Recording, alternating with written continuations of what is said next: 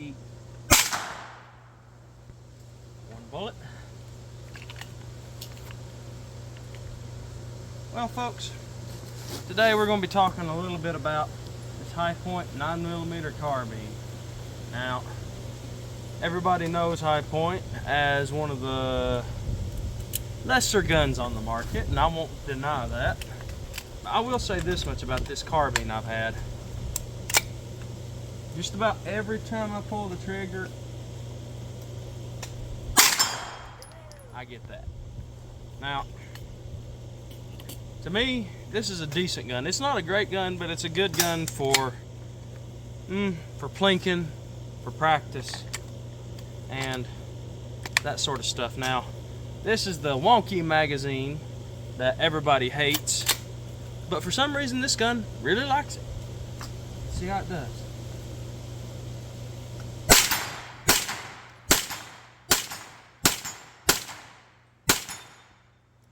Now I'm going to get up a little closer, a little bit more personal with this. And while I'm doing that, I have 10 more rounds for that other magazine. I'm going to load up. But, that said, I think I'm only going to load 8 in it. Because I've got something else I'm going to do with this rifle here in a little bit. And I won't save a couple rounds for that. You know what, I'm going to save 3 rounds just in case. But this gun is quite accurate. Now, this is 40 yards, folks. Those of you that have watched my videos, thank you so much, folks, for coming to the Hot Lead Farm. Thank you so much for coming and watching the videos, for subscribing, for liking the videos, and for commenting and all that other good stuff. Thank you so much. Now, we've had another blessed day. We're going to be shooting again this Hi-Point. So let's get down here a little closer, and I want to show you what this gun can really do.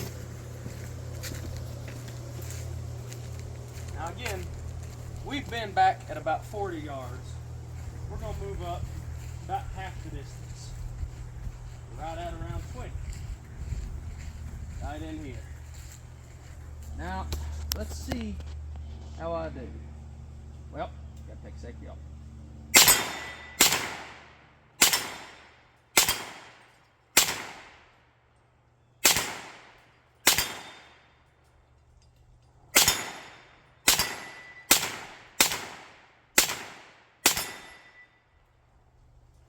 And how about that?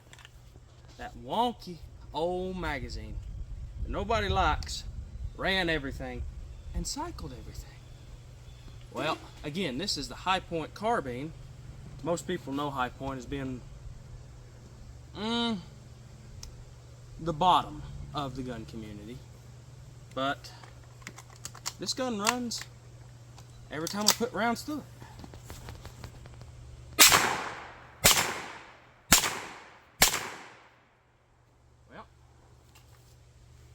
For some reason though, mine doesn't like the proprietary magazines as much as it does the off-brands. Now, each one of these carbines seems to be a little different. Everybody has a little trouble here and there with them. Now this one, when I first got it, I won't deny, it was a jam-o-matic.